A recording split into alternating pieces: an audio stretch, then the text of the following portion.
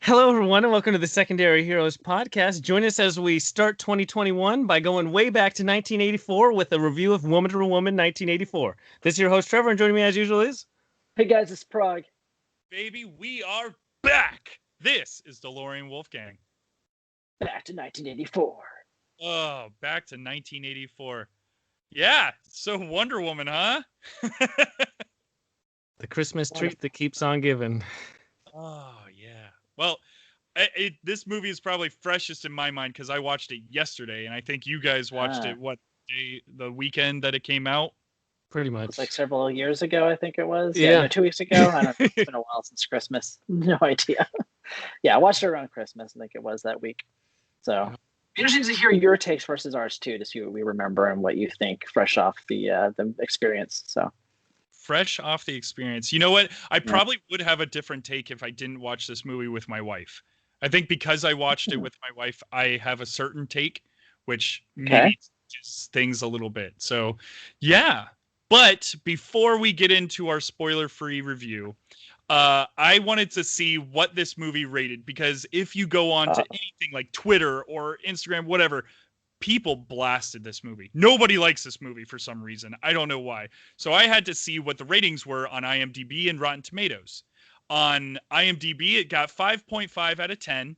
And then Rotten Tomatoes, dude, this is really surprising to me. Rotten Tomatoes, the tomato meter is at 60%, and the audience score gave it 74%. With the amount of people that blasted this movie, I'm absolutely vocal minority. It's crazy. Yeah. It can happen. Yeah. Because people love movies that, like, the Transformer movies are panned by critics and people who love cinema, but people, like, as a general audience, love those movies. Same with Fast and Furious, and there's big franchises that general audiences are going to enjoy. Right. Yeah. Well, because a lot of times it's a way for I guess I would be a general audience member, but it, like the Transformers movies, I feel like I could go to those movies, turn off my brain, and, like I've said it a million times, I watch the pretty colors dance across the screen. Yeah. I don't have to think about work. I don't have to think about anything else. All I have to do is watch these things happen on the screen. Well, the thing about these scores, where you see them back to back, right? You got the critic score and the audience score, and the critics are judging a movie very differently than an audience will. You know, they go in there to meticulously dissect these films, whereas an audience is like, "Am I entertained?" You know, a lot of people just want to go in there, that watch like a movie a week or so, and they're just like, "It did entertain me. Yeah, cool. Well, I liked it." But going in there all the time just to dissect it. Yeah, when you say that though, I wonder if also people were, like, 2019 and prior saying, was it worth me spending $10 to go to the movies? Now, is it worth $15 a month plus everything else I get on HBO Max? And maybe you have not as high a bar as that it has to reach. Good point. This might skew things for the foreseeable future, now that everything is going to be online. That's... Do you think that having it, being able to watch it from home, do you think that absolutely skews, like, for instance, the critics and stuff? Do you think that it could be... because these numbers don't make sense from what I've seen and heard from either the news or whatever, the Twitter or whatnot. Yes and no. I literally have not seen one good rating for this until I looked this up on Rotten Tomatoes. Oh no, I've heard plenty of people that absolutely love this film to death. There's been plenty. I think, though, that to your point about the critics watching this at home versus the theaters, a lot of critics that watch movies in theaters also watch a lot of screeners at home. So I don't think that makes that difference. Yeah. So, anyway, my 2 cents there. Well, fellas, before we jump into our spoiler-free reviews, just in case the people who are listening forgot, we are on Instagram, Twitter, Facebook, and YouTube. You can see our handsome faces, well, at least mine, on YouTube. And you can comment, and usually we comment right back. So if you have things that you want to say to us over there, we're happy to write you back and, give our 2 cents on whatever 2 cents you want to give us. And no, I do not want to collab with your backpack company. I keep getting those backpack companies collabing on Instagram. But yeah, all in all, shoot us a follow, shoot us some subscribes. Make sure to go to, if you're listening on iTunes, make sure to go over and rate and review our podcast, because it really helps us and it helps us get more listeners. And at the end of the day, all this is free for you and it's priceless to us. So yeah. And that's at Secondary Heroes on every platform you can think of. Everything. We did that on purpose. There's no other secondary heroes out there except for us. None. Yep. And so now we get to, this hasn't been actually out of the woodwork in a long time. It's Trevor's spoiler-free movie review of the week, but luckily we're going to extend it out to Prague and Alex. And so I'll kick things off with simply Wonder Woman 1984 is the worst movie I've ever seen in my entire life. I don't know if I'm a glutton for punishment, but I somehow go out of my way to watch terrible movies and just am, I don't know. It's like masochism or something, some weird term of being able to watch these films. It was hot. Frog, you don't need that sweater anymore with these hot takes that are being spit right at you. Holy cow. Okay. So I don't know what we'll talk about for the next hour or whatever on this podcast. It's going to be fun. So buckle up. Alex. Buckle your chin straps. You know what? It was, it was enjoyable. I actually I didn't mind it too much. If you look past the story and past the bad acting, it's a halfway. Oh, and the bad CGI, that too. Then yeah, it's enjoyable for sitting at home in my couch and just being able to put something on, I guess. I'll never watch it again, but it's there. I didn't mind it. I didn't, like I said during the beginning, where I was surprised to see all these good reviews because all I heard was bad things. I came into this movie looking at it like it was going to be one of the worst movies I ever saw, and it didn't live up to the worst movie I ever saw. So yeah. Okay. Hey, if we all agreed that it was the worst movie ever, then it would be a really boring podcast. And I guarantee you, like I said before with Mandalorian, by the end of this episode, it will most likely be the worst movie I've ever watched. Of course, we will convince you. Yeah, I've seen some pretty awful movies. It was probably the worst film that I watched last year. I did not enjoy just for that the scale of it, you know. Yeah. Okay. That makes sense. Yeah, I just did not enjoy this movie at all. Like, I didn't hate it. Like, I wasn't saying there hate watching it like I've done with other movies that I think were bad. There was something about it it was almost like they didn't care enough for me to even want to hate the movie. Like, it felt like the movie was like a gas leak in cinematic form. Like someone had turned on the gas on set and like everyone was just slowly dying and not caring about anything, from script to acting, performance-wise, CGI, editing. The writing, the story. Because this movie suffers from having three screenwriters, so too many cooks in the kitchen, which is already kind of a bad sign. It felt like it was trying to do too much, maybe. So yeah, the scope of it was too big for it. Could have been edited down, maybe. I was bored. This is the first time I've ever watched a movie where I've had to pause it to step away for a while, and I did that twice during the film. Oh, I've never done that. I would love to know what scenes those were. I can't remember. The movie is not memorable. Okay. So that's really bad considering you guys watched it 2 weeks ago. Yeah. Yeah, the only thing that kept me going was that I was taking notes. If I wasn't taking notes, I probably would have turned it off. Oh yeah. Really early on. If I didn't have to review it for this, this show, it would have been done halfway through. Not even once we get, literally, I wrote 5 lines of notes. By this 5th line, I was pretty much checked out, and I wrote 5 pages of notes. So. Oh. All right, well, then I guess we should dive in and let people Yeah, know that Prague's we're going to be spot talking on, about though. spoilers. That they just seemed like they didn't care. I was disappointed. It wasn't like you hated it. You were just like, why'd they even bother making this movie? They just don't care at all.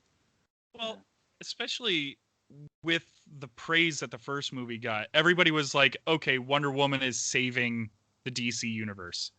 Wonder Woman is the and so there was one night, I think it was last week, I was going to watch this movie, but because I heard so much bad news about it, I decided to watch Birds of Prey instead. Now that I thought Birds of Prey was a worse movie than this. Ooh. No. It was No. Oh No. my god! It was. It's I not felt even. like it was trying They're not so hard. like literally Wonder Woman is like your high school like fresh sophomore team, and Birds of Prey is like the Cincinnati Bengals or something. It's still the worst team. No, I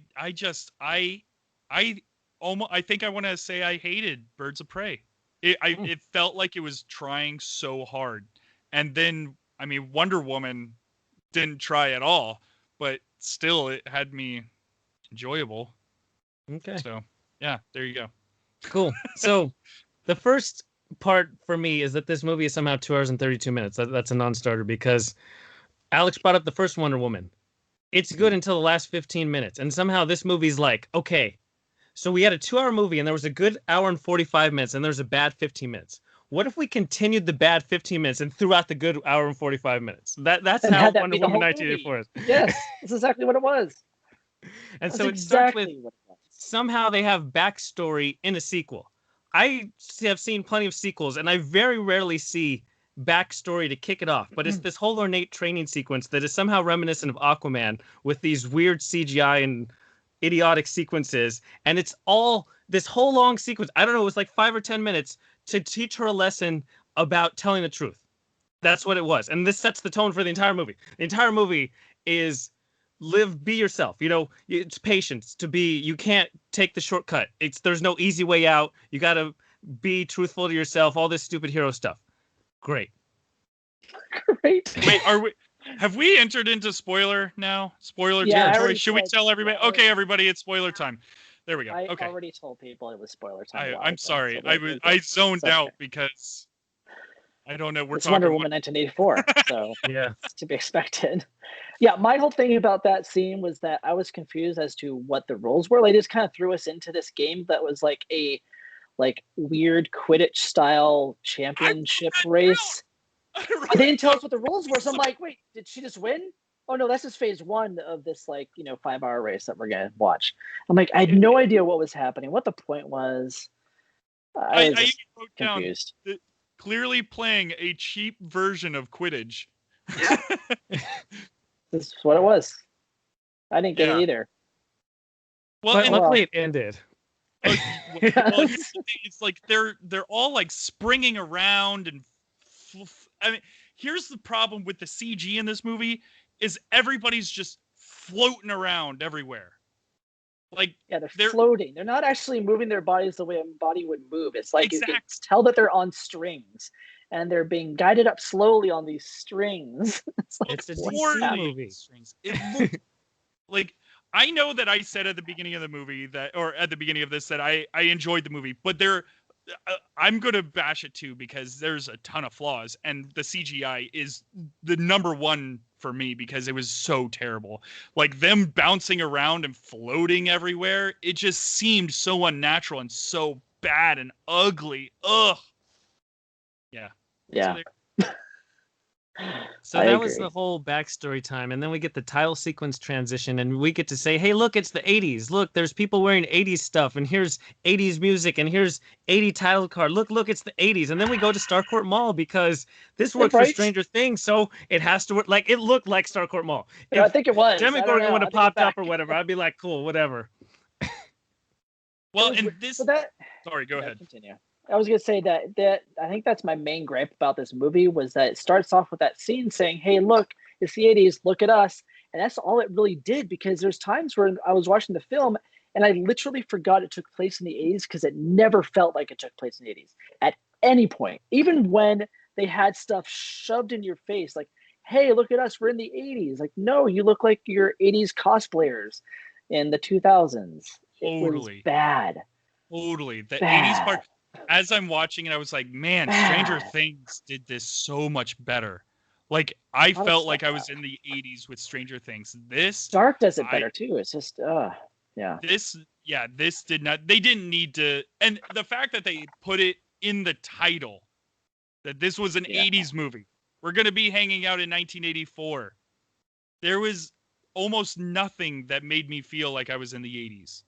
I'm not too sure why we were in the 80s either, but the one thing that made it feel like the 80s is what happens at the malls. So this feels like an over-exaggerated 80s movie action sequence where everybody's overacting and top of the stuff and the guns are going. The one guy grabs the little girl, is like, I'm gonna throw over the railing. Like, that's totally unnecessary. Like, these are literally like petty criminal dudes. You don't grab a little girl and throw her over the railing or even threaten to do it. And then Wonder Woman comes in and then she has that cool floating roller skate thing, and she like I don't know, she's like on rollerblades but in the air, and she goes and gets all of them. And again, you know, when you tune into Wonder Woman, you're like, she just fought a god in Ares in the last movie, so let's see her fighting petty criminals, because that's what I want to see with like an awesome superhero. Well, that was this whole first scene, was her doing Wonder Woman, not even superhero things, more like Spider-Man things. Like, I felt like she was being friendly neighborhood Spider-Man. Like, what, she saved a bride from falling over the bridge, which the fact that the bride fell over the bridge was the dumbest thing anyways. And so she just kept, and she kept swinging around with her lasso like she was Spider-Man. Yeah, she did. She was very Spider-Man-esque. But Spider-Man, Tobey Maguire's Spider-Man did that so much better. It looked more natural and it looked good. It looked like he had weight to him. That's looks what like it is. Weight. Yes. Yes, there's no weight to her. All of a sudden, she's like, I'm just gonna lift off. She continues to do that through this. Yeah, because gravity doesn't mean anything to her. Like, she took lessons from Superman or something, so she gained his powers by osmosis or something, because that's essentially what she's doing at this point in this movie. And it's just amazing how this set the tone. Like, as bad as the CGI extravaganza is at the opening sequence, you're like, these looks like 80s CGI. And I was like, are they just doing an homage to 80s movies in this beginning? Like, we're doing the whole thing, but nope, it was just, this is our CGI budget. This is what we're doing for 2 hours and 32 minutes. Mm-hmm. Well, and that's the thing. It looked like the movie was rushed, and it looked like it didn't have enough money. But they used $200 million to make this movie or something like that. I don't remember where I saw that, but it was something. Doesn't go as far as it used to. Yeah, that's true. I can't find it again. But anyways, I guess, dude, it was so bad.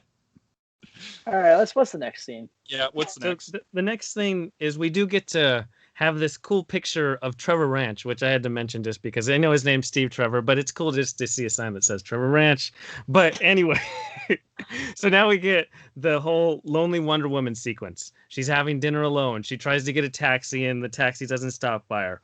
You know, she longingly looks at a plane because it makes her think of Steve Trevor. It's this whole Lonely Wonder Woman sequence. Okay, so that whole sequence, I didn't even catch any of that. I didn't catch. She looked up at a plane, and I was like, "Why is she staring at this plane?"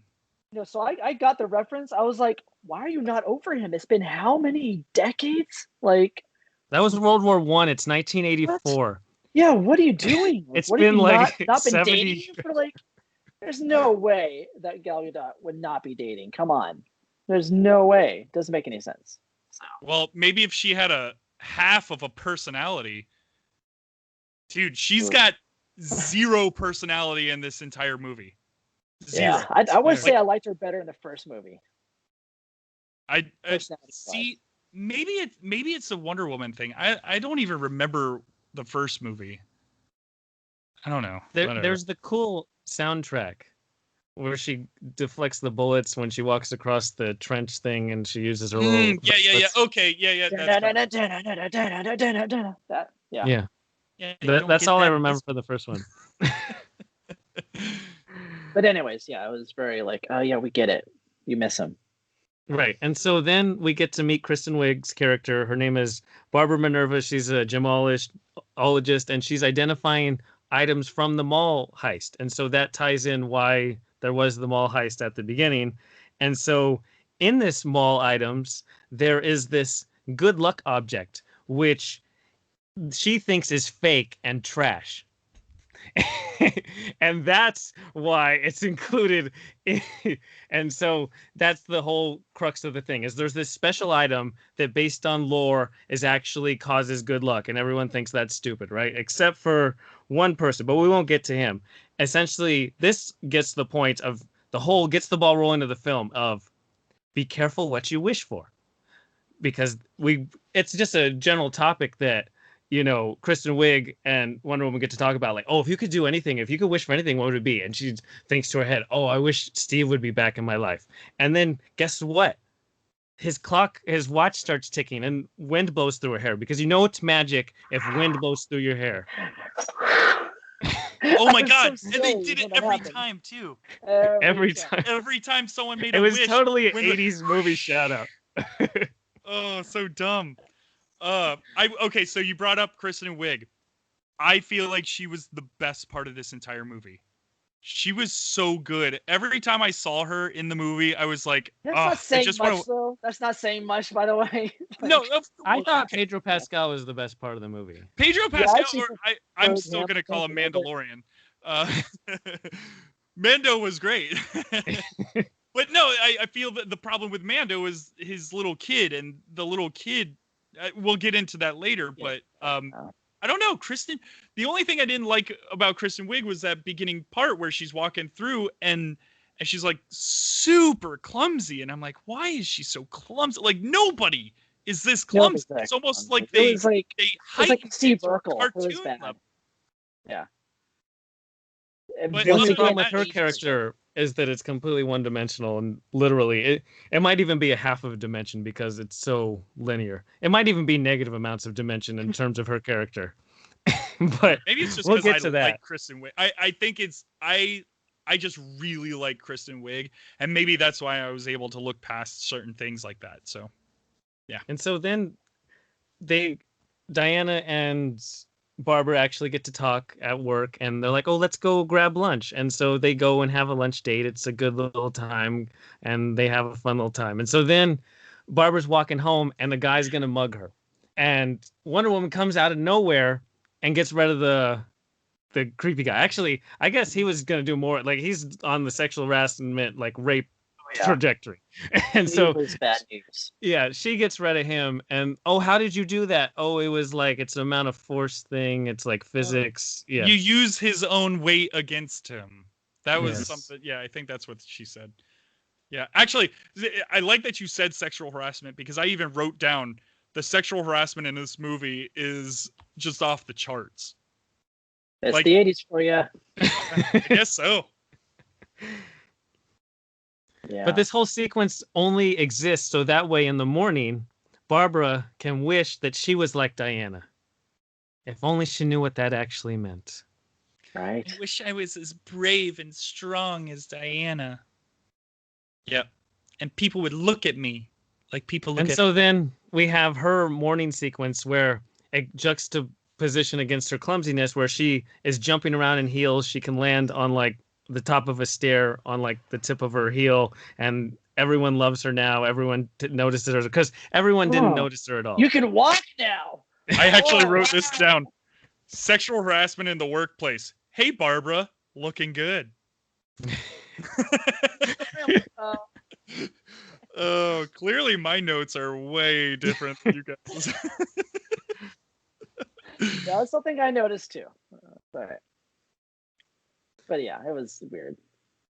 And so I kind of jumped ahead past Maxwell Lord, who is played by Pedro Pascal, because he shows up in an infomercial at the beginning running his black gold company. And so now we actually get to have him with speaking dialogue lines.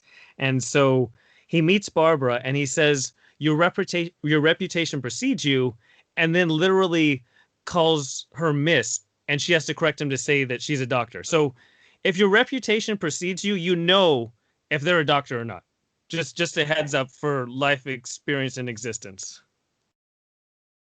It might just have been that he was dumb. I don't know.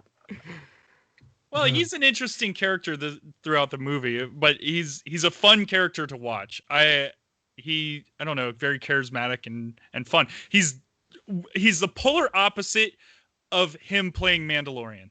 So that's what I wrote. I was like, I want to see one episode of Mando where he's like this. It would be great all the time. Baby Yoda, you're coming with me. You are coming with me. Yeah. Anyways. Yeah, he was a fun character though. I liked watching him.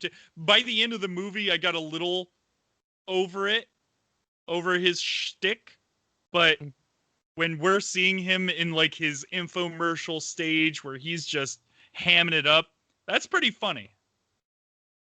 He was good in that part because he has that whole, con man TV personality, like Saul Goodman type of idea. And so now we transition to him after he meets with Barbara, and we get to see an exposition on him being a loser, on his company is bankrupt, the investors are pulling out if he doesn't make changes at the end of the day.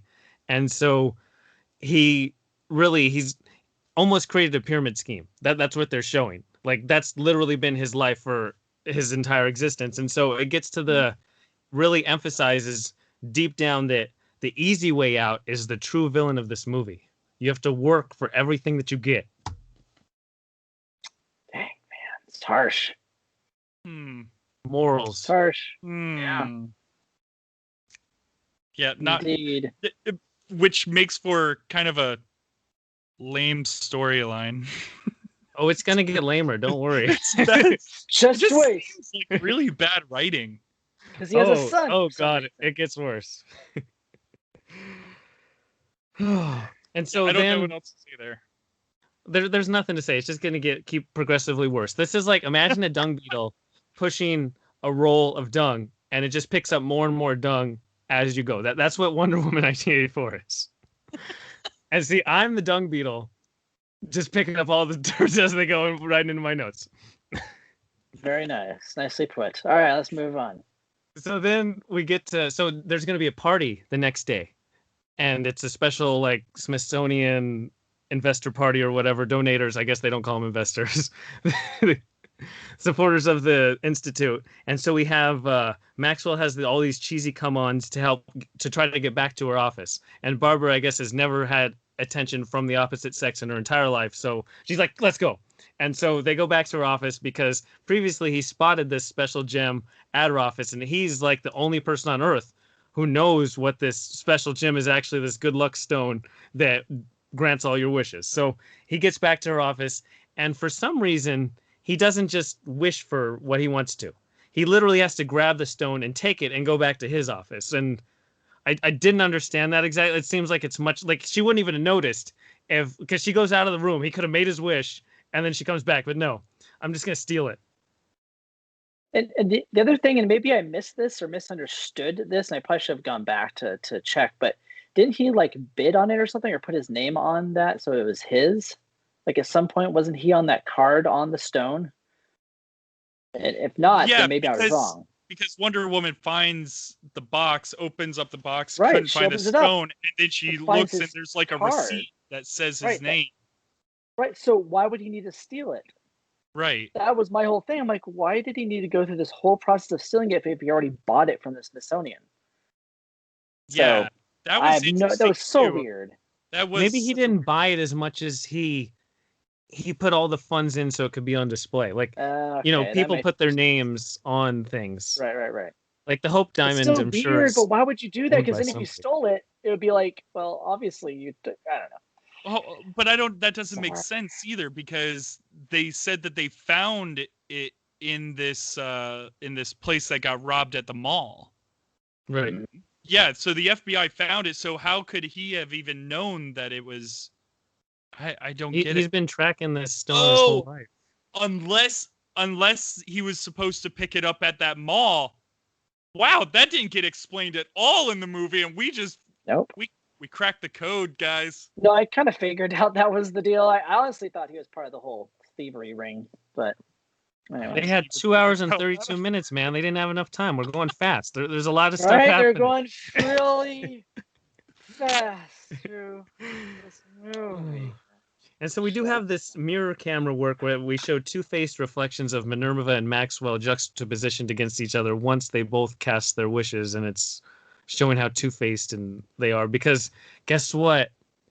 Magic comes with a price, dearie. So all these granted wishes are happening. So Maxwell's wish is to actually become the wishing stone itself. So that way he can grant others people's wishes. And when he does, he gets a wish in exchange for their wish. And so he can have nearly infinite wishes. Because one thing about wishes, whether it's genies or whatever, is you can never wish for infinite wishes. So he actually figured out how to hack the wishing stone. And so he gets wishing infinite wishes. I mean, it's just like the most ridiculous plot of all time. It is happening, folks. It's a freaking Transformers movie wrapped in Wonder Woman.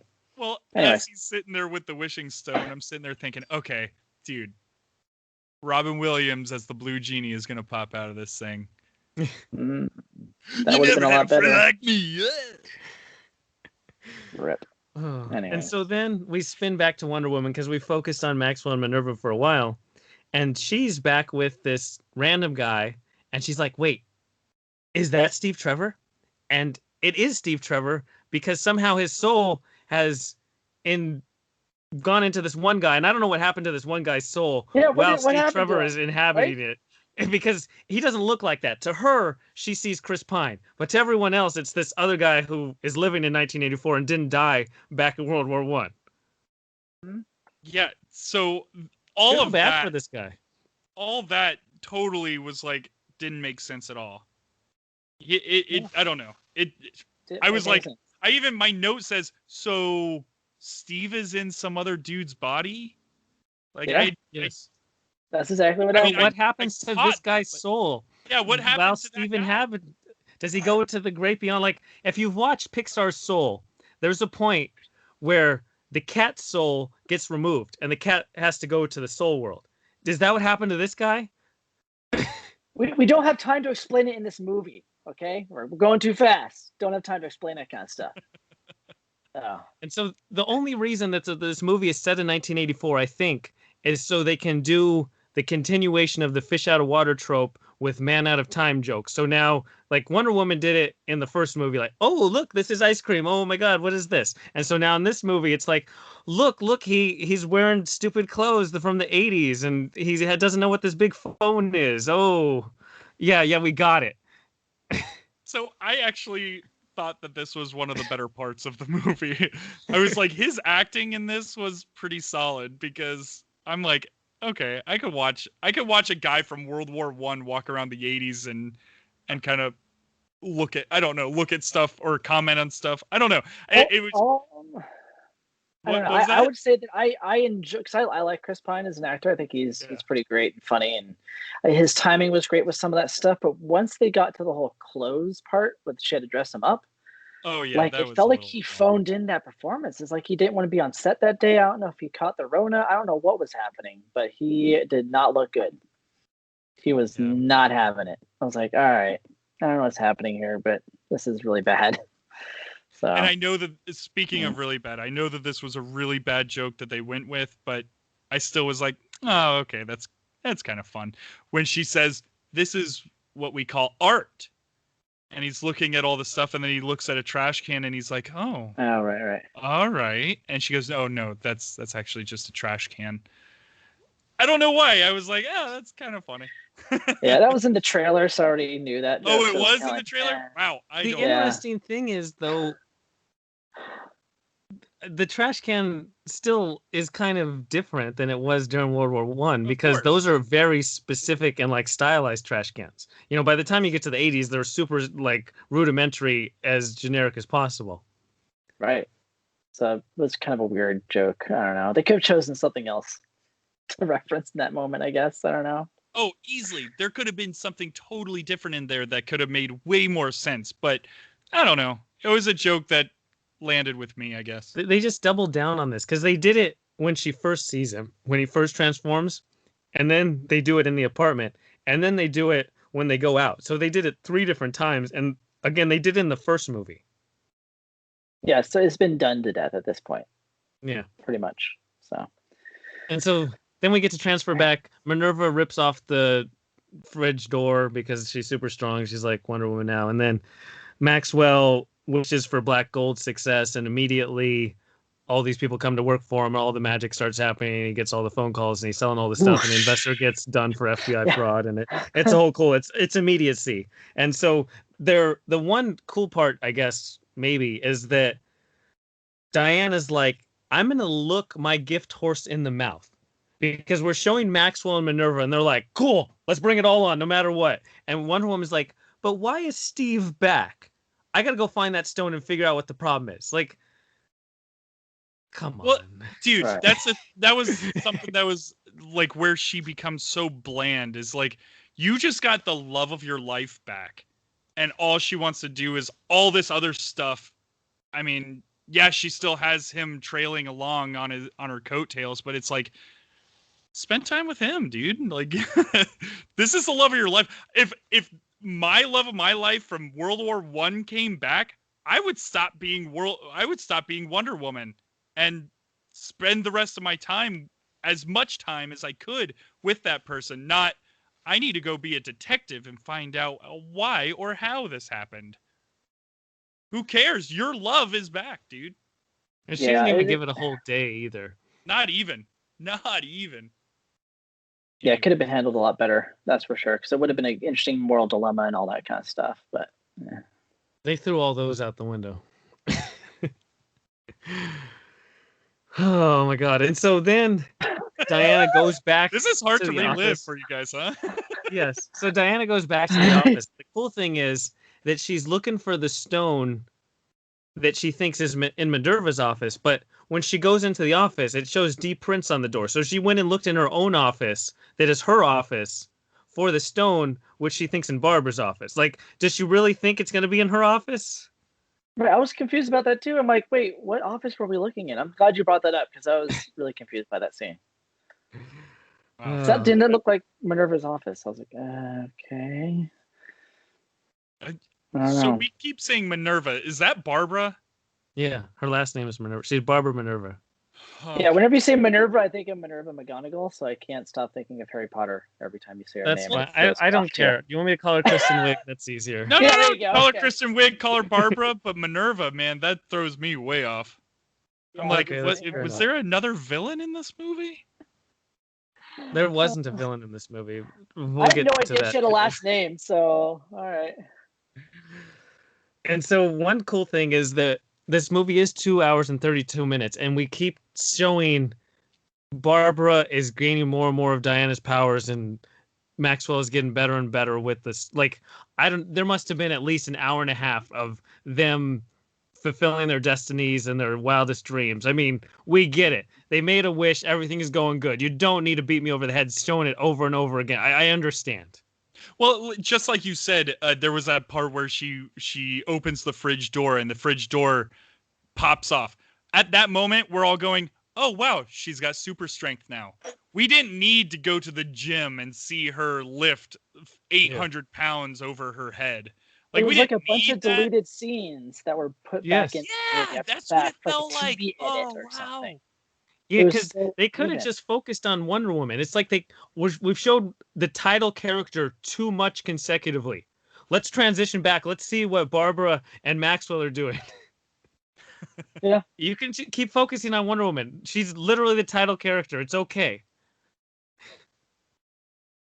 But yeah. Oh my god. So then Diana visits the Black Gold, the office building, and she finds the remnants of the stone, and she's like, look, there's an inscription on the stone. This is the language of the gods. And you're like, okay, they're setting up something. This might be tied to Ares from the first movie. There's a bigger villain, right? It's not just Kristen Wiig and Pedro Pascal, right? There's something else.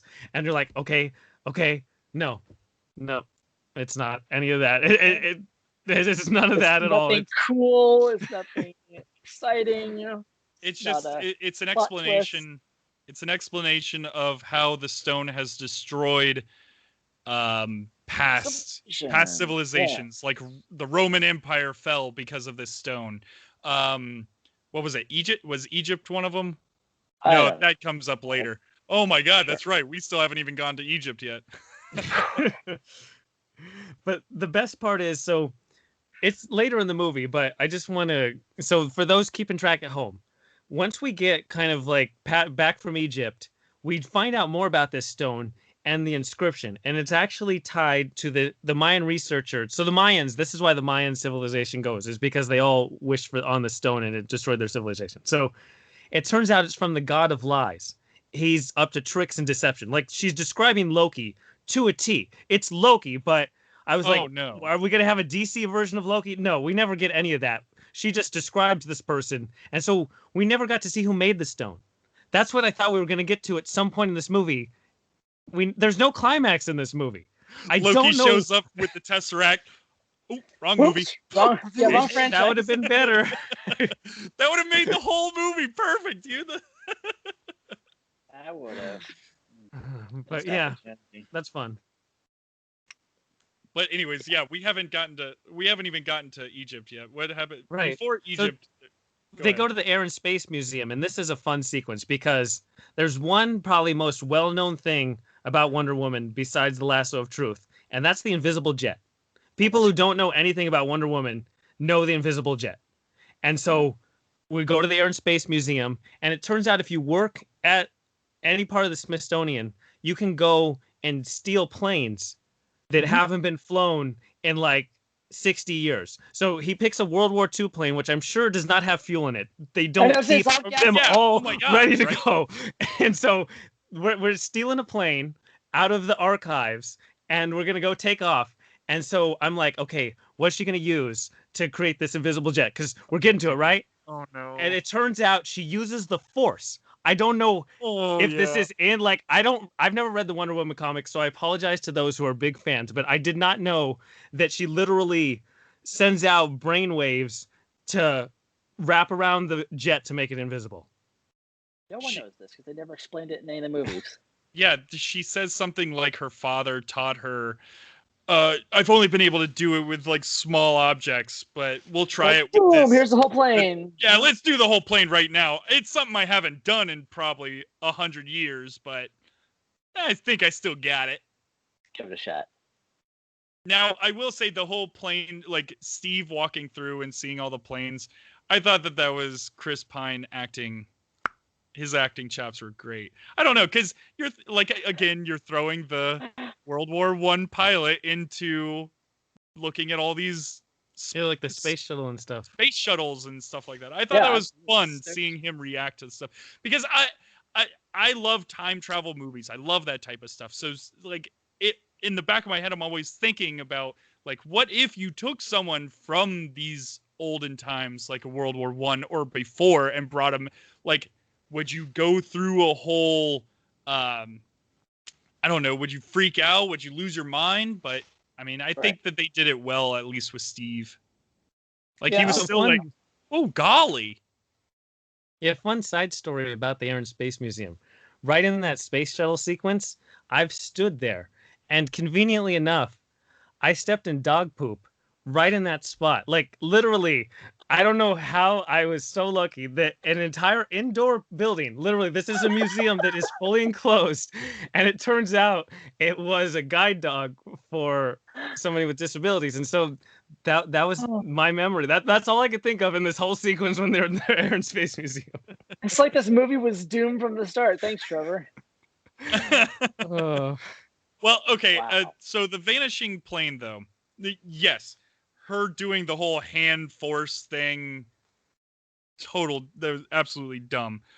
But watching the plane as it's coming right towards all the cars. Right once it goes right above the cars and shoots straight up and then disappears, I'm like, ooh, that was kind of neat looking. So my only problem there is that it's invisible to the naked eye, but is it invisible to radar now? And if you're looking up at the sky, like in the camera work, the cockpit is not invisible. Right. So she only did like the outside of the plane. So can I see the cockpit just flying through the air by itself? Like what is that? And again, if I have radar for it, I don't care if I can't see it. I'll still just shoot it down. They just stole the damn archive plane. I'm going to follow it at least. And so the best part though, to follow that up is like, so we have a World War II plane. look, they're doing a fireworks show. I'm sure, like, I'm not a pilot. I don't pretend to be, but I don't think it's the best to fly through fireworks. I thought Especially an about older that plane same like thing. that. I was like, oh, It's not like they had time to waste. Like, what were they doing? Like, oh, we're at to save the world, but hey, let's just fly around for a while on hold this on. fireworks show. This fireworks show, this scene too, the lighting and the color on their faces looked fantastic. But I mean, and the sequence looked really pretty. It was one of the better But sequences, sure. when they're flying through it, they are in a jet. Jets don't cruise at like a measly 10 miles an hour. Like this. Yeah, they do. This Come jet on. was almost in slow motion while these fireworks are going off all over.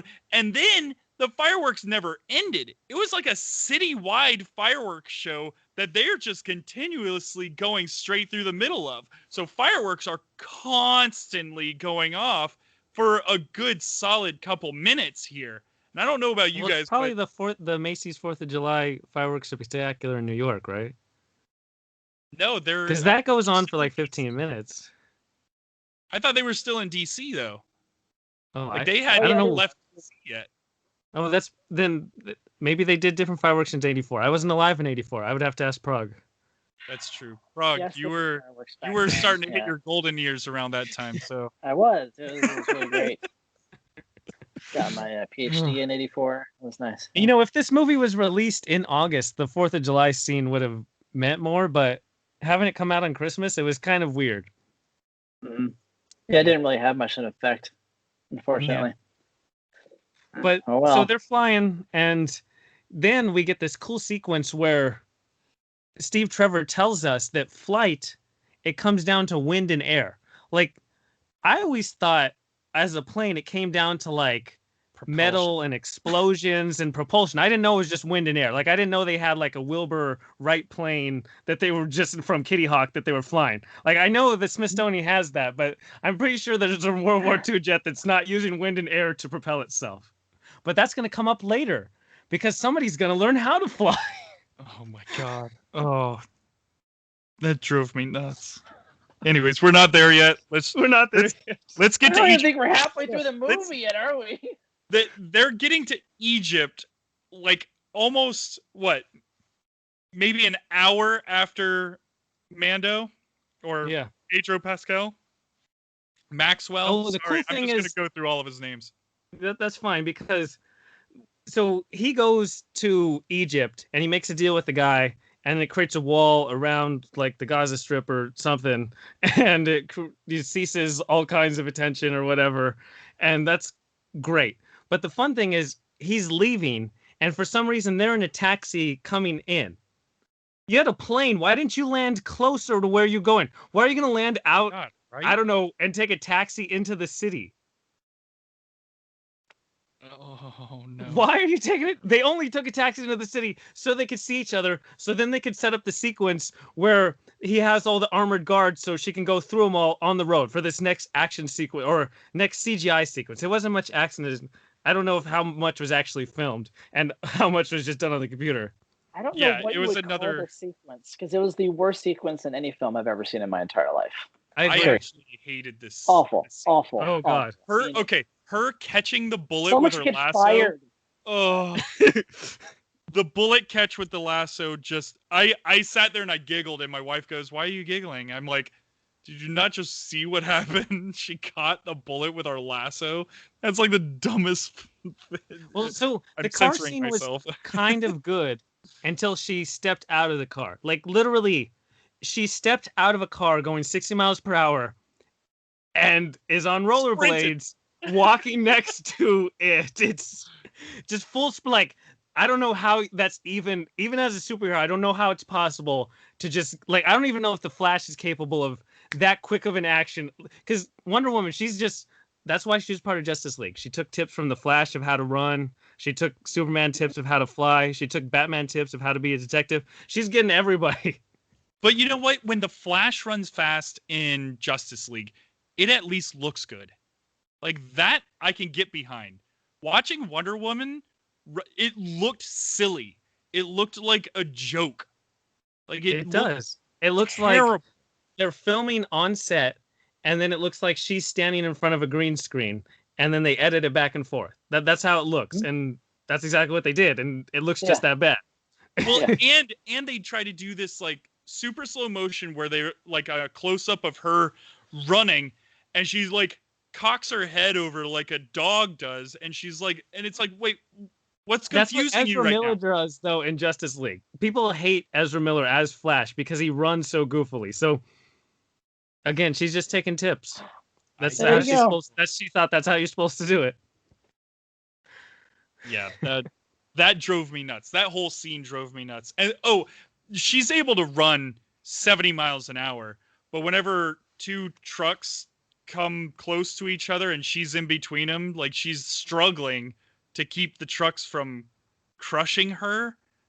Well, she needs Steve Rogers to save her. She's losing her powers right now. Oh, yes, that's right. Okay, totally forgot about that silliness. So it turns out Steve Rogers. Steve Rogers is close enough. That was great. It doesn't matter, dude. Steve Rogers would have made a better movie. Dude, they're the same character. Give me a break. They're the same exact character. One gets super soldier serum and one loves somebody with one super gets to soldier come serum. back to the 80s. Right? But yeah, that whole sequence of like not only that, so the slow-mo green screen, we get to that zoom in on her face. All I wrote was WTF. Why does it zoom in onto her face in the middle of the dead sprint? And she also changed like Superman in the car. Right? Where did it happen? Was she wearing her outfit underneath? And how did she get her clothes off so fast? Who knows? Never explained. We don't have time. We don't have time for that. There's a lot of unexplainable things. Bad CGI scenes to come. So yeah, that lasso is just terrible CGI by itself. Like I don't know what they used as the stand-in. I don't think they used a stand-in for the lasso. No, I think that's pretending. Why it looks so out of place. Well, but what was the point? Okay, so what's the point of them doing this? They're trying to catch. They're trying to track down Max because now she flips over the truck, and she's tumbling upside down, but she somehow lands feet onto the hood of the truck that Max is in, and she says, "Give up being the wishing stone." And he's like, "Yeah, cool, I'm not going to do that." I don't know what her plan was exactly. I don't know. Yeah, well, no, she didn't know at that point. She thought he had the stone, right? Didn't she? Oh, yeah, that's true. Yeah. But then he explains, I don't have I am the stone. I can't give it to you. I am the stone. Yeah. And so then she gets knocked off to another, and then we get to that thing where we're going to be rammed, and then Steve Trevor has to come and save her multiple times in this whole entire sequence. And then she uses an RPG for propulsion. So you thought catching a bullet was tough. Oh my God. She literally catches an RPG. Steve's like, "Don't worry, I got you." So he launches an RPG, and so she lassos it, but not hard enough to somehow crush it, so it explodes right then. And then that propels her forward to then catch these kids. And so when she swings in to catch the kids, I don't know what that was. Like, literally, I think I could have made better CGI than that. I don't have any experience, at all, what I'm doing. Yeah. I could have watched a YouTube video and figured out better CGI than what I just watched to pick up the kids. If you watch that scene, too, when she grabs those kids, I looked right at the kid's face, and the kids look like they're comfortably nuzzled up against her. Like, they look like they're on the verge of taking a nap. Like, that's what they look. They look like children on the verge of taking a nap. First of all, why would they have all this expansive nothingness? Oh my God, right? On, and they choose the road, the highway that has big trucks storming down. They're like, we don't hear these big, there's explosions, RPGs are going off, the cars are crushing. Like, what is this scene? Oh my God, screenwriters, no. And not only that, if you're a human being that's wearing metal protective gear and you are being propelled by a RPG, you're going at a pretty good clip. If you hit a human being that is not moving, they're going to be obliterated. Oh, that's just blood left. The first scene of The Boys. The first scene of The Boys. Yeah, that's exactly what it is. It's when A-Train runs through the girlfriend. Exactly the same. That's exactly what would happen. Wow. Yeah. Oh, Yeah, God. worst so scene good. ever. I told you Though- by the end of this episode I would hate this movie. It's so fun though. It's like Sharknado. It just has a No. bigger budget and a bigger pedigree. No. It really is, honestly. It's that bad. Though I will give 2 points of, or at least 1 point of, when Steve is actually driving and he crashes against other cars, it's actually filmed. It looks really, it's pretty real. authentic. Like it's almost like a Bourne style crash when he's going against those. So shout out to that. It's only when Wonder Woman comes in that it becomes this CGI extravaganza. Yep. Yeah. Could have been like that the whole time, Floating but on nope. screen. Yeah, they need to learn how to ground their movies. DC just doesn't know how to do it. You got to Oh, ground it God, in it's reality. So weird. They need to put Yes. gravity in their movies. Yeah. I So agree. So what also happens Wonder here? Woman How gets does Pedro Wonder get Woman gets away? shot. What? Oh, that's right. Yeah, she Wonder Woman gets shot. Because again, Okay. she's losing her powers because the caveat, be careful what you wish for, is that she gives up what's most dear to her if she gets something that's most. So it's also kind of a sad thing that she never gets into the moral dilemma of maybe my powers aren't worth it. She never once considers that. We literally told that she's so superficial that she literally only defines her self-worth through her powers, and she's not even, they never even give her the chance to be, maybe I should just pick a life with Steve Trevor, with the man that I love, versus this world saving. They never give her the choice. She never considers it. That's what I was saying earlier. Yeah. If they would have had Yeah. this dilemma, I think this movie could have been slightly better. A 61% on Rotten Tomatoes. But no, there is no dilemma at all. She just wants to be Wonder Woman at all times. Like, dude, you could still do good in the world without having superpowers. No. No. It's, okay. Nope. Sorry. The Sorry. thing most You're dear right. to me are my powers, and that's all that matters. That's it.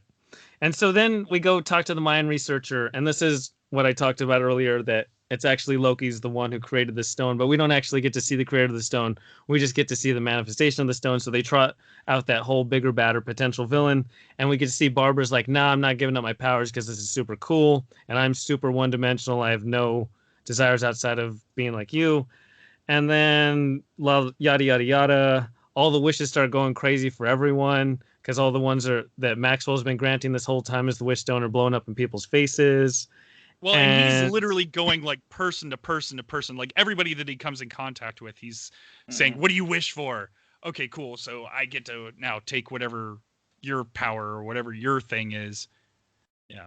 So yeah, the world is now getting their the world's wishes. going crazy. He talks to the president. The president just wants more nukes. And I don't know why they didn't just do a better version of Reagan. It's 1984. What? Just oh, dude, they didn't. Yeah. I don't think they even tried. I know. It was just some random dude. It was a random dude as president. That was weird. And so then they fight outside of the Oval Office. Barbara and Diana fight, and they go toe to toe, except Diana's slightly weaker. This is the whole like kryptonite. It was essentially the kryptonite storyline of the wish blowing up in her face, and we've seen that a million times. And then one funny thing. So all these wishes are going crazy. They show these 2 cows. Like it's this big open field. There's all these chaos of these apartments, and the one guy wished for a farm. So you could only get 2 cows on set. That's it. Like that was my only takeaway from that scene. Why couldn't you have a whole farm of cows? Cows can't be that expensive to get on set. Well, hold on. Let's keep in mind that they decided to get some 70-year-old man to say, I want a farm. That's what you wished for, was a farm. You're 70 years old. You're not going to be able to man any of that farm ever. I don't know. That's just. Hey, watch it there, buddy. I can man a farm. Oh. And so then also she Wonder Woman talks about Asteria's golden armor, so we get a backstory of that she might potentially use that in the future, and we know she will because that's literally her on the front of the poster. Yep, they talked this thing up, man. Yeah, that was the whole sequence of how great that armor is. And so one interesting thing when we did get the president, they made a joke about Reagan having Alzheimer's. It was totally under the radar and it's totally unnecessary in the movie. And I was like, wait, did they just make fun of Reagan having Alzheimer's? And I didn't write exactly what the dialogue was, but it was very in poor taste. Oh, wow. Really? I did not catch that at all. I was probably not paying attention. Well, and the reason I probably for like me and you, Frog, who didn't really catch it, is the fact that they again had just some random president, just some random. Yeah, I didn't realize it was Reagan. I thought they were just trying to make it a random guy. I had no idea who they were trying to. That's why the joke was so weird. Because in 1984, there's one president to be known for, but why would you make fun of him being forgetful if it's just some random president? You know what I mean?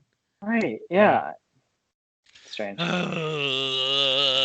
Wow. Way to go, DC. Yeah, that White House scene. Well, ironically, DC, most of the movies filmed in Washington or set in Washington, DC. But that's just a little aside. And so with that White House scene, they had good choreography selectively. Like there was sequence where Steve is fighting some of the like bodyguards, and there's some good like fighting sequences. But it's very selective. Then there's other sequences where a guy like flies out of the picture and no one even touches him, or like a stone tumbles into his face, and it's weird. It's like this weird goofy juxtaposition of good fighting. It's almost like the other sequence in Egypt.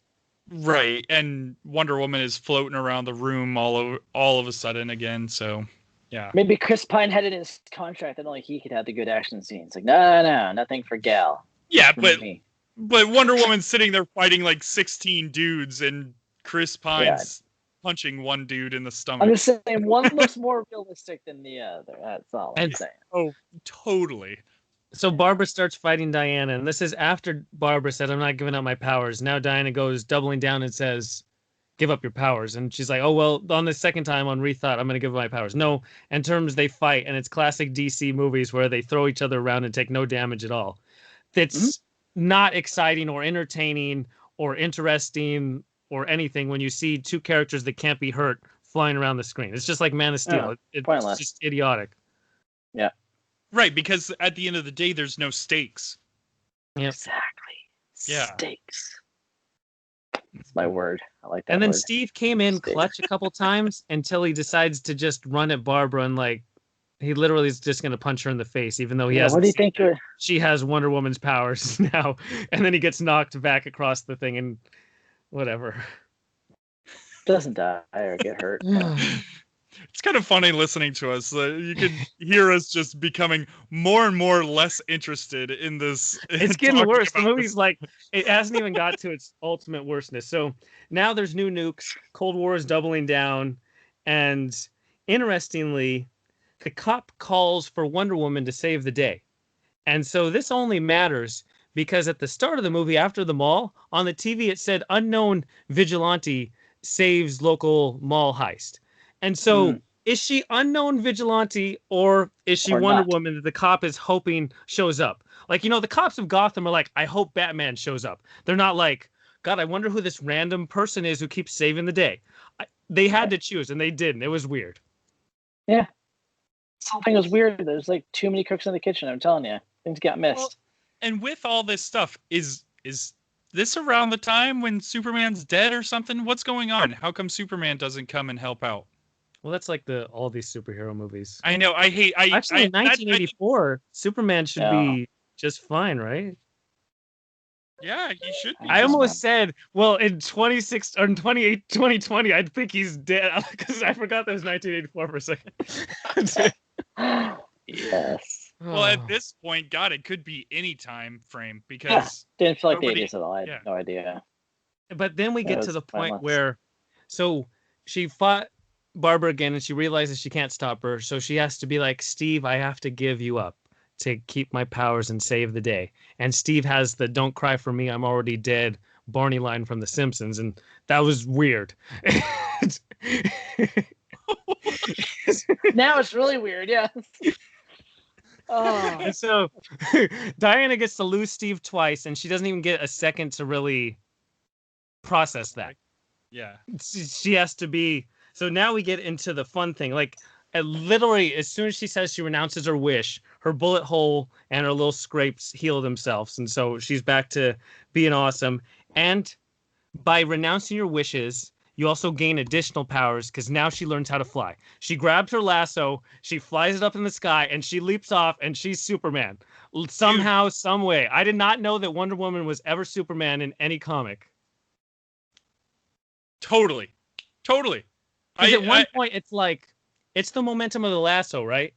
But then she starts going down, and then she just starts going back up. She starts rising up all by herself without the lasso. Yeah, she goes, wait a second. It's all about wind. It's wind and air. There you go, kids. Just jump off your second-story balcony. You'll fly. You'll be fine. Yeah, dude. It's all about wind and air. That's all it is. Dude, just do it. Easy. Yeah, just do it. Nah, dude. It's cool. There's wind and air out there. I can do this. But then, I mean... just grab your mom's whip. Her...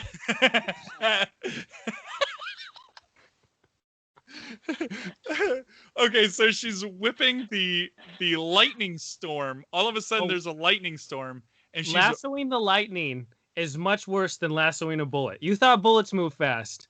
Think how fast lightning moves, and she's literally lassoing lightning. And she is Spider-Manning her way through the sky with a lasso and lightning. Just wrap your noodle Tom around Holland, that. You gotta step your game up, bro. I'm tired of these New York buildings. I need you to use lightning. Come on. Yes. What kind of amateur superhero are you? Slumming it.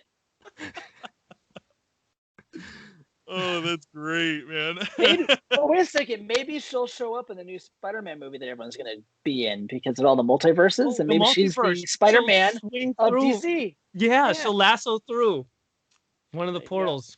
So wait, where is she even going? That she was flying? I don't. Right? She's trying to catch the plane that Maxwell's taking to this one broadcast location. That this magical broadcast location in 1984 that can broadcast to every single piece of equipment on the face of the earth. Oh, even computers that only allow a green dot on it show Pedro Pascal. Yeah, they showed actual video broadcasts. I mean, it upgrades the technology. Not only is it broadcast, that's pretty impressive. It's amazing. Upscaling. It's a real deal. In 84. Yeah. It was hot back then, let me tell you. Man. Save it on a floppy disk, baby. She also does the cool pose, like where she puts her fist out and flies, like total Superman pose. Oh, no, dude. Superman pose. She put both hands out like this for a second, and then she goes like this, and she's like, I can maneuver with one hand. Like she was doing stuff like this. I'm like, no, God, this is so... Stop, just land already. Just stop. Stop. Make it stop. And so now we get to the climax of the movie. So she comes to the broadcast area, and now she went and got her cool metal outfit. Because while she was swinging through lightning, she stopped by and got the metal golden eagle outfit. And so they have this cool angel symbology as she literally comes down from the heavens, wings spread out, and takes out all these guys until it's just her and Barbara left. And the CGI costume looks so bad.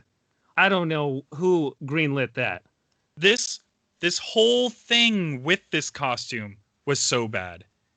Because right before this part, Barbara wishes that she could be the alpha predator. She's going to be... Yeah, she's going to now be a cat for some reason. She turns into Catwoman, or I don't even know. What did she turn into? Some kind of animal. Well, yeah, her character is Cheetah, and I never knew that until I looked it up after the fact. Do they ever mention it once in the film? No, they never even say it once. But I don't even know why they had to have this suit, because Wonder Woman wore it one time in the movie, and it just gets destroyed in seconds.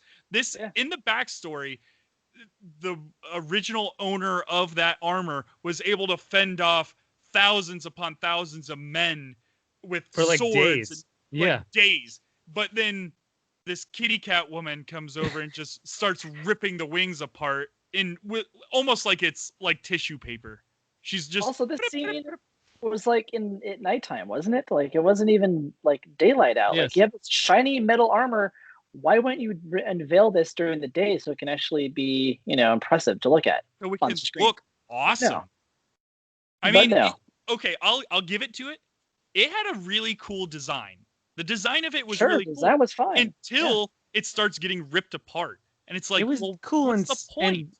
in still frames though. In motion, it looked Right. like And still, it looks great. Yeah, it looks CGI as CGI as possible. And so now Barbara's a cat, so she's pretty much all CGI. And Wonder Woman's wearing this gold eagle suit, so she's all CGI. So I wrote in my notes, great CGI on CGI battle on a CGI set. It was some prequel era Star Wars stuff right here. It was prequel era Star Wars. Like the same technology from that long time ago. Yeah. Well, and she's sitting. She beats Barbara by drowning her. Did she drown her? No, she electrocutes her in the water because did you know that so electricity is conductive through small parts of water, but did you know that it's also conductive through the entire ocean? I did not know that. This was news to me. Oh yeah, it is. That's why all fish die all the time. Yeah. Yeah. I don't know. That was just incredible. Well, no. I thought she killed her. I was really confused at first. So. I thought she killed her too. I thought she saved her. Totally dead. I was like, oh my god, she just pulled a Superman or a Man I of know. Steel. I was thinking the same thing. What's with DC killing their heroes, not killing people, and then killing people? Yeah. Well, like, you're not gonna do it. Fine. End you. I'm like, oh my god, it's dark. So even though I saw Wonder Woman swinging across lightning in the sky, I still, like, there was a little piece of me that was watching her in the water while the other girl is getting electrocuted from the thing. And I'm like, well, you would think that maybe it would give her a little tingle or something. Like, she's not affected, but she's wearing a full-on metal suit. Which she's not being productive as well. Right. She's not feeling a thing, it seems. She's like, oh, I'm just pop right out of here. Okay, let's go fight someone else. Because even the lasso could essentially be rubber based to not be conductive when she's going against the lightning. But the suit, on the other hand. But the suit definitely is not. Unless it's gold and gold. Wait, is gold gold? It's the best conductor, yeah. Yes, that's right. It's not magnetic. That's what gold's not. Gold is not magnetic. Got it. Okay, let's continue. Hey, this has been your science bit for the day. Science with the secondary heroes. Secondary science. Your science classes are on Zoom anyway. What's the difference? Oh, wait, the movie is still not over, folks. Somehow the movie's not over. So she defeats Cheetah temporarily because she's not dead or something. I don't know. But I do want to just say, video games and their cut sequences look better than this. I don't know how they could make it look worse than a video game, but they did. All I wrote was, my eyes rolled back so much. So that was that sequence. And so now we go inside the broadcast studio. And one note, while they're fighting, they destroy all of the broadcast towers. There's no way that Mando's signal is going out. All of it, like, literally the only way electricity comes through is because they broke the power poles. So for sure there's no power going to the facility, if anything. So he's been granting wishes this whole time, because I guess somebody wished that his signal would go regardless if there's power or broadcasting equipment. All right. Maybe. Oh. All right, we're inside now. Yeah, we're inside. This crazy stuff. And now that she's inside, she's bone dry, isn't she? I feel like I remember her, like, she was underwater and then she was out of the water and now she's bone dry. Maybe it's Maybelline.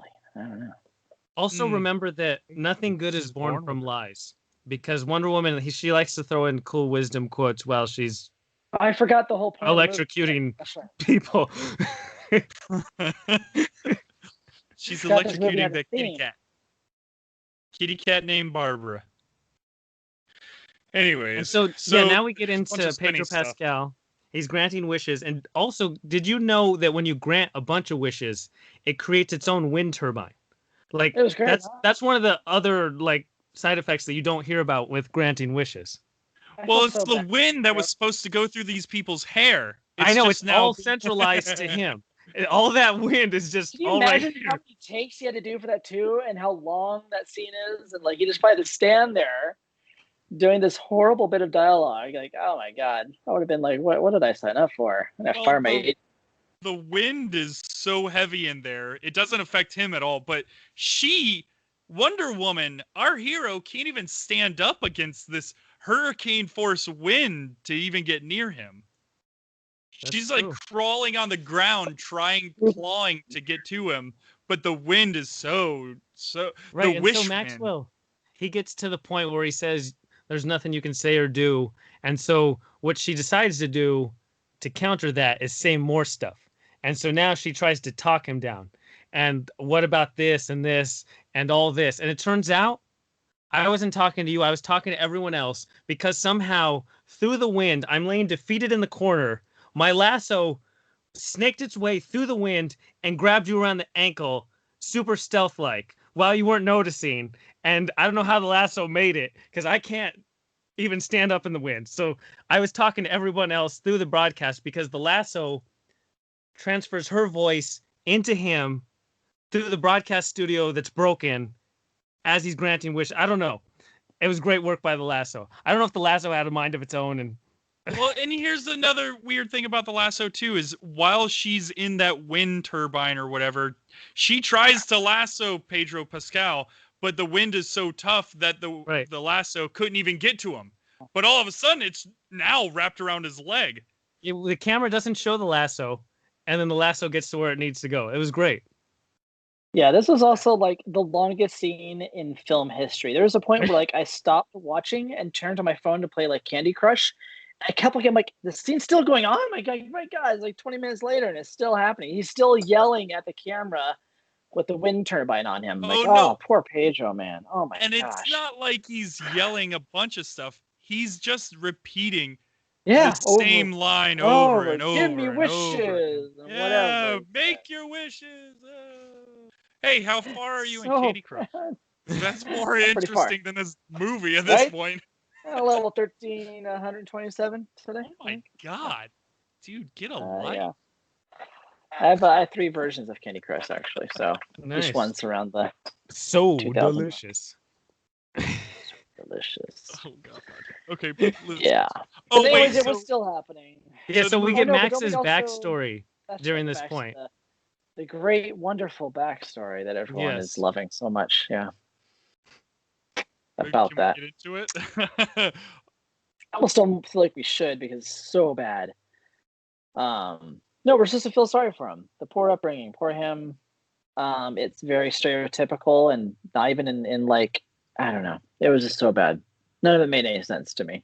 Actually, it's funny that I actually totally forgot about all that. I was thinking about his kid wandering around in the streets, which his kid looks like negative 400% nothing like him. I wondered if he was an adopted kid.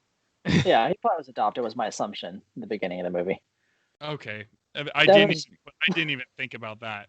It doesn't matter because he was a pointless character anyways. So. Yeah, so he has the stupid backstory where it's the typical thing. But the best part of this whole sequence is that she talks and talks and talks. And then he's like, you know what? You're right. I have to go save my son. And he leaves. And somehow he renounces his wish. He goes, I renounce my wish. Right. But so he goes and somehow the helicopter that transports the president, because he got access to, is sitting around waiting at the broadcast tower. And it gets him back to Washington, D.C. to save his son, who's going through the streets as all this chaos is going on.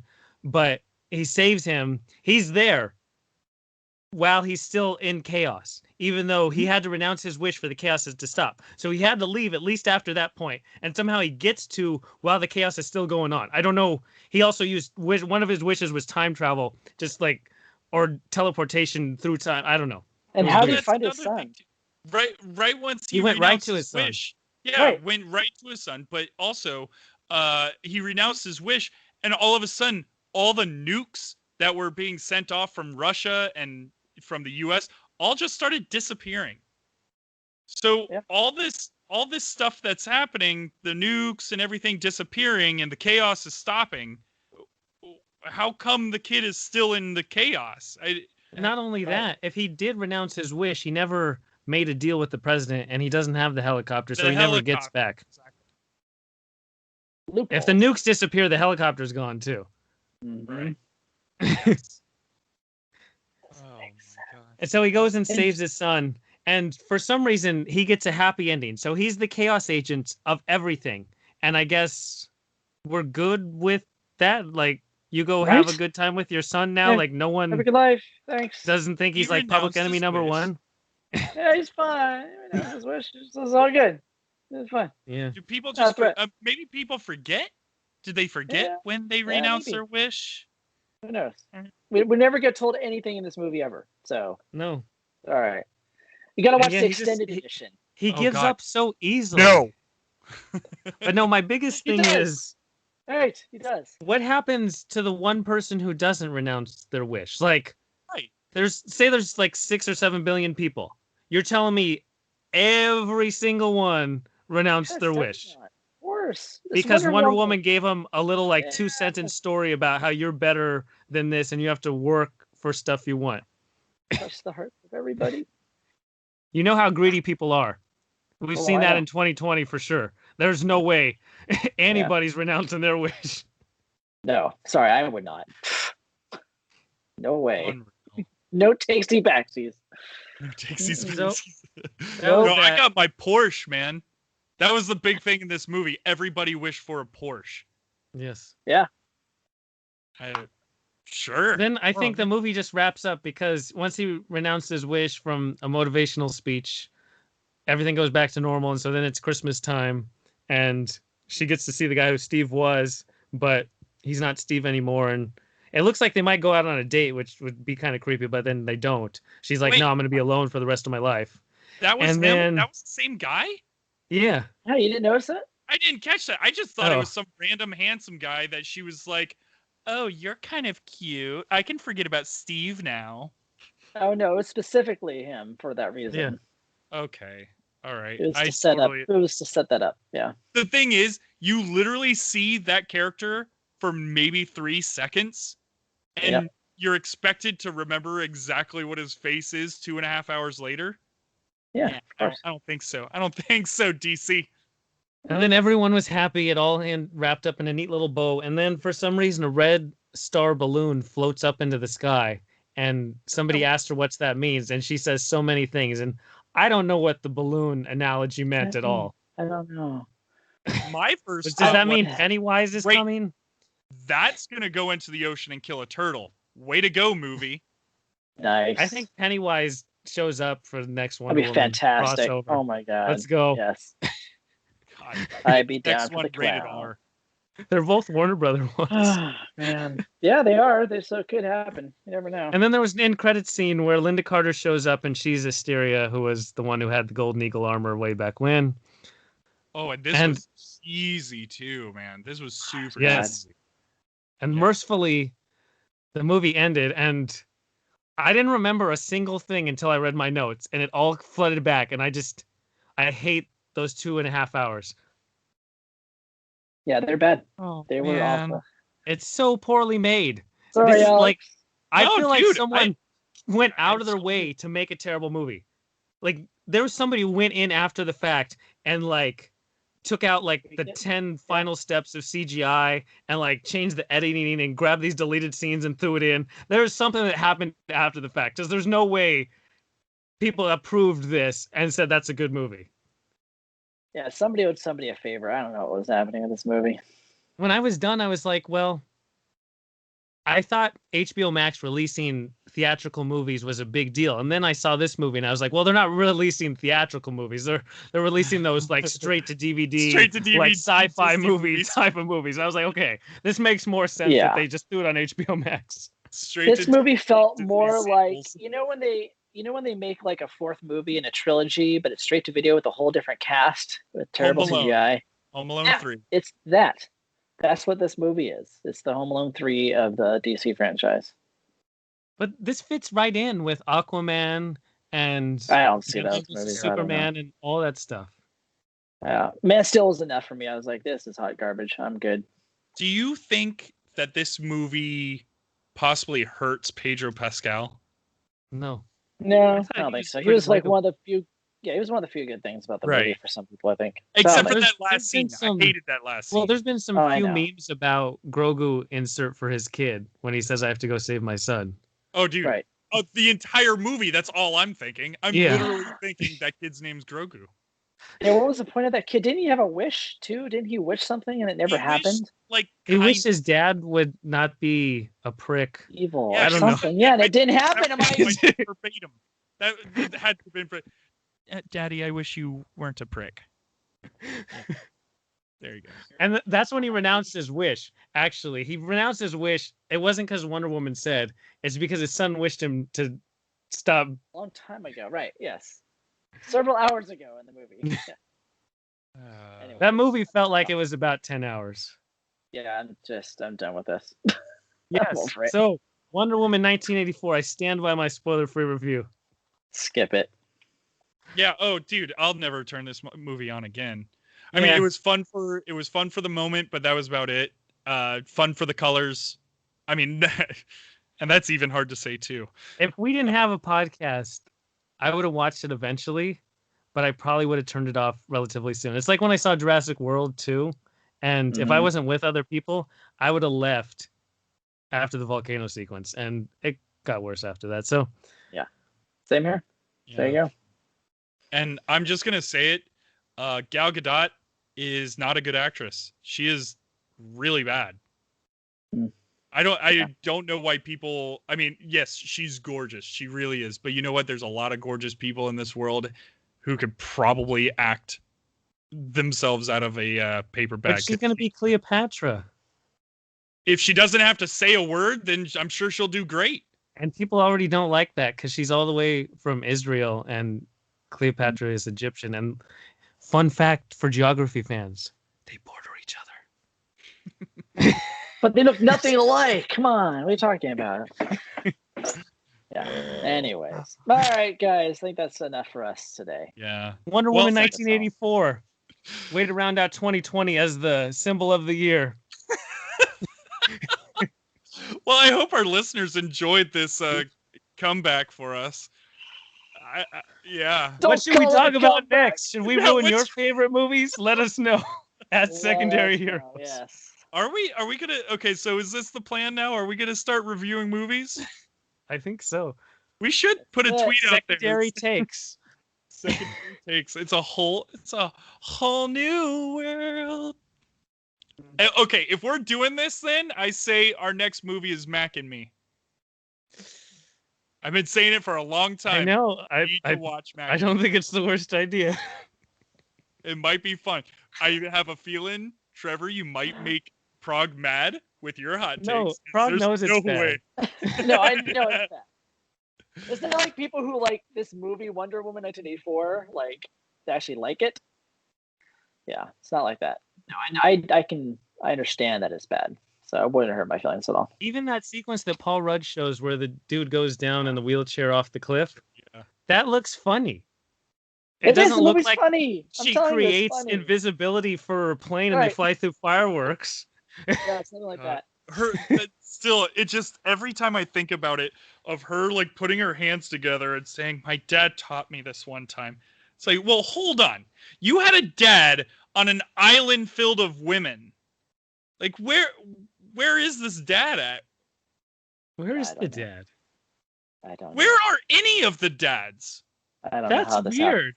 My father taught me this. You're just figuring this out now. I just Hold felt on. There's no dudes on that whole island. Who knows? Who knows, indeed. Spontaneously burst out of the ground. Disagree with us? Be sure to also reach out on your glowing review of Wonder Woman 1984. Let's go.